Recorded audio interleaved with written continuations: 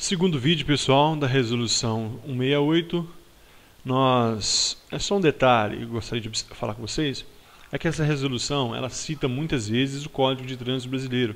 Então a gente vai no código e voltar, sempre fazer comparações e interações. Então, vamos lá. Artigo 5º, nós estamos falando do processo de habilitação do condutor. Artigo 5º.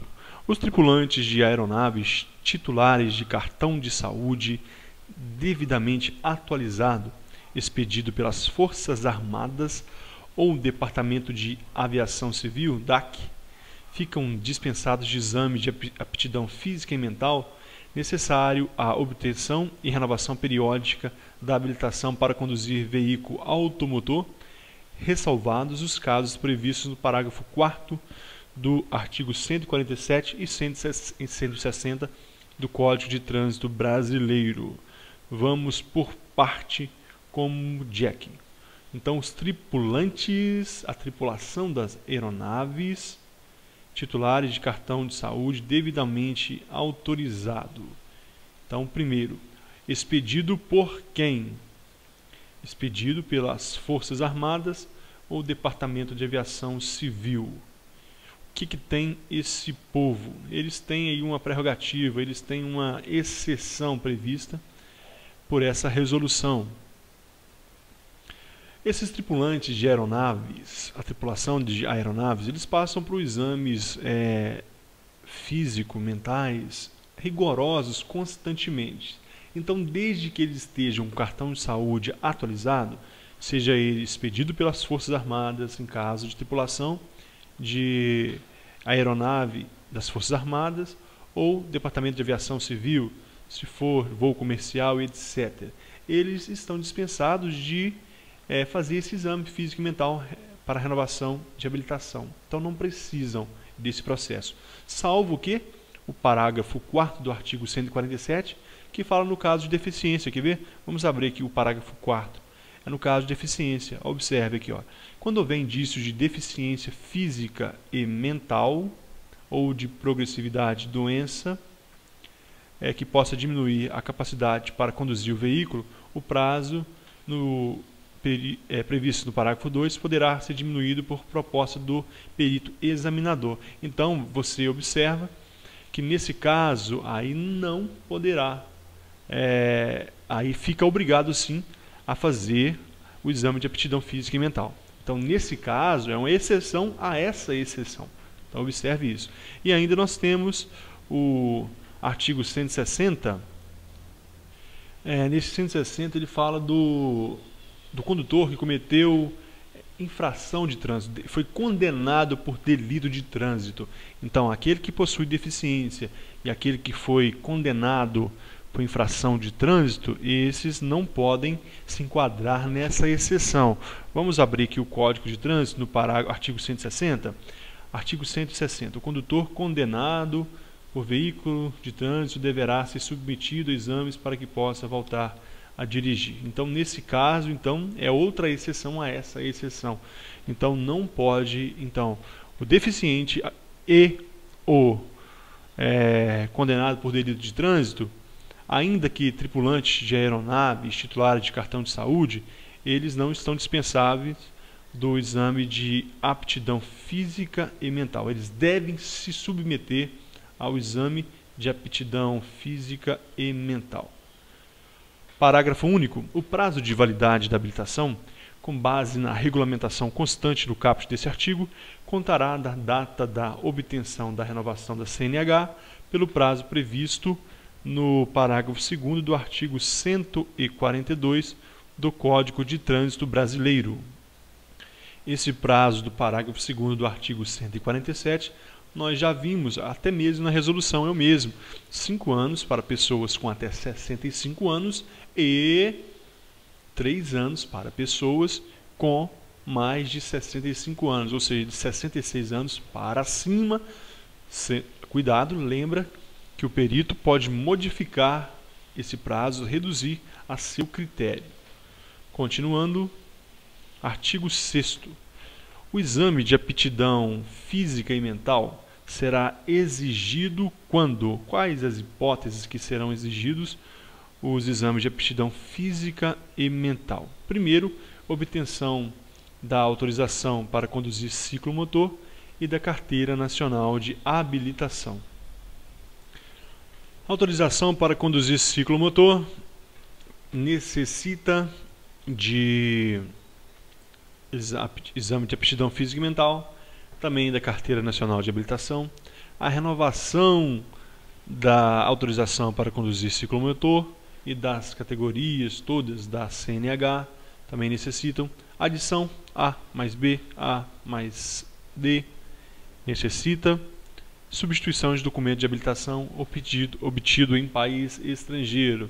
Quando você for pegar você está com um documento estrangeiro de habilitação convalidado, está autorizado, mas você vai substituir pelo a Carteira Nacional de Habilitação. Também deve fazer o exame de aptidão física e mental.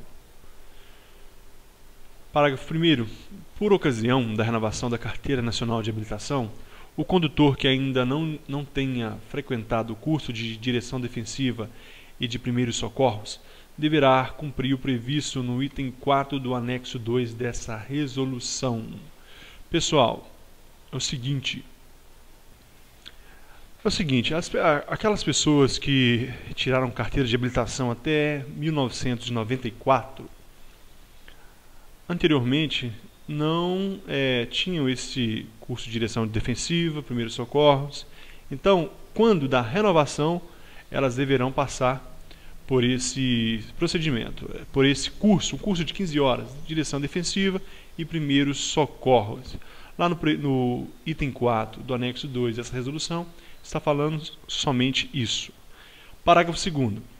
A avaliação psicológica será exigida quando, eu falei anteriormente, no slide anterior, quando que seria necessário, quando seria necessário o exame de aptidão física, obtenção, renovação, adição e substituição. Aqui é o exame psicológico. O exame psicológico, nem sempre, você vai observar aqui que da obtenção da autorização para conduzir ciclomotor e Carteira Nacional de Habilitação. A primeira aqui, obtenção. Agora, olha B, renovação de condutor que exerce serviço remunerado. Aqui somente em caso de renovação, remuneração. Renovação tem que ter remuneração. Para ser obrigatório o exame psicológico, no caso de renovação, é somente aquele que exerce serviço remunerado, seja de transporte de pessoas ou bens. C. Substituição de documento de habilitação obtido em outro país, tranquilo, então foi convalidado uma habilitação, ele vai substituir, então necessita então sim de exames psicológicos. E por solicitação do perito examinador. O perito pode tudo, ele vai decidir se você precisa de exame psicológico sempre, se você necessita de que seu exame de aptidão física, mental ou psicológico seja em prazo reduzido. Então, o perito examinador, ele é auxiliar aí do Detran. Então, é sua função analisar cada caso em concreto e verificar se há alguma particularidade para cada indivíduo. Senão, ele vai observar a regra geral. Continuando, parágrafo 3º. O condutor com exame de aptidão física e mental vencido há mais de 5 anos, contados a partir da data de validade, deverá submeter-se ao curso de atualização para a renovação da CNH. Observe que anteriormente nós falamos desse curso de atualização. Você observou aqui no parágrafo 1º, aqui eu falei de 94, para lá, a pessoa que tirou a primeira habilitação, a partir daí, quando fosse renovar, deveria fazer o curso de atualização. E aqui aparece mais uma hipótese. O condutor que deixou a sua habilitação vencida há mais de 5 anos e contados a parte da data de validade, ou seja, eu renovei em 2008 a minha habilitação, 2013, ou melhor, renovei em 2013, ela vence em 2018. Então, 2018 eu não renovo, então 19, 20, 21, 22, 23. Em 2024 eu fico mais de 5 anos sem dirigir. Em 2024 eu quero renovar minha habilitação. Como eu fiquei mais de 5 anos sem renovar, então eu devo submeter a esse curso de atualização, então, independente se eu já tiver feito para obtenção ou para renovação de habilitação. Continuidade, artigo 7º da resolução. A formação de condutor de veículo automotor elétrico compreende a realização de curso teórico técnico e de prática de direção veicular, cuja estrutura curricular, carga horária e especificações estão definidas no anexo 2. Então, a formação do condutor de veículo automotor e elétrico. Elétrico nós temos aí o bonde, aqueles veículos condutores que andam sobre trilhos, são os elétricos. Eles compreendem a realização de curso técnico teórico, a escrita e a prática. E essa estrutura está no anexo 2, que não é objeto de nosso estudo neste momento. Então, tranquilo também, vamos continuar. Artigo 8º. Para a prática de direção veicular, o candidato deverá estar acompanhado por um instrutor de prática de direção veicular e portar a licença para aprendizagem de direção veicular, a LADV, aquilo que a gente, sempre no curso de formação, o instrutor fala sobre ela, expedida pelo órgão ou entidade executiva de trânsito de Estado ou do Distrito Federal, contendo no mínimo as seguintes informações. Você quer aprender a dirigir? O que você tem que ter? Você não pode pegar um carro e sair pela via, escrever no vidro do para-brisa, estou aprendendo. Não pode. Você necessita todos os procedimentos que nós já falamos. Além disso, está acompanhado de um instrutor credenciado pelo Detran e da LADV. Então, você deve ter isso, a licença para aprendizagem. Então, portar a licença para aprendizagem de direção veicular e o instrutor do lado. E essa LADV deve conter, no mínimo, as seguintes informações. Primeiro, identificação do órgão ou entidade executivo de trânsito expedidor, seja de que estado for. 2. Nome completo, número de identidade, cadastro da pessoa física e do formulário do RENAC do candidato. Também tranquilo. 3. Qual a categoria pretendida? Você não pode estar fazendo uma aula para tirar a carteira D e estar com uma autorização para a categoria B. Então, não pode. 4. Nome do Centro de Formação de Condutores, CFC, responsável pela instrução. Tem milhares para o Brasil afora. E o prazo de validade da sua LADV. Ela tem um prazo restrito. Você não pode ficar com 3 anos a mesma LADV. Então, passou aquele período, você deve renová-la. Parágrafo 1º. A LADV, a licença, será expedida em nome do candidato com a identificação do CFC responsável, Centro de Formação de Condutor, ou do instrutor, depois de aprovado nos exames previstos na legislação, com prazo de validade que permita que o processo esteja concluído de acordo com o previsto no parágrafo 3 do parágrafo 3º do artigo 2º dessa resolução. Então vamos lá, vamos mastigar esse parágrafo primeiro. Primeira coisa, depois de aprovado no exame previsto em legislação, aquela prova escrita teórica, aquelas perguntas que você vai responder. Você respondeu aquelas perguntas, você passou, você vai pegar a sua LADV, sua licença para aprendizado, que permita com validade, que permita que o processo seja concluído. De acordo com o parágrafo 3º do artigo 2º, lá fala 12 meses. Após a sua prova escrita de legislação, você tira a sua LADV, que vale 12 meses. Parágrafo 2º. A LADV será expedida mediante solicitação do candidato ou do Centro de Formação de Condutor, ao qual o mesmo esteja vinculado para a formação de prática de direção veicular e somente produzirá os seus efeitos legais quando apresentada no original, acompanhada de um documento de identidade e na unidade da federação em que tenha sido expedida.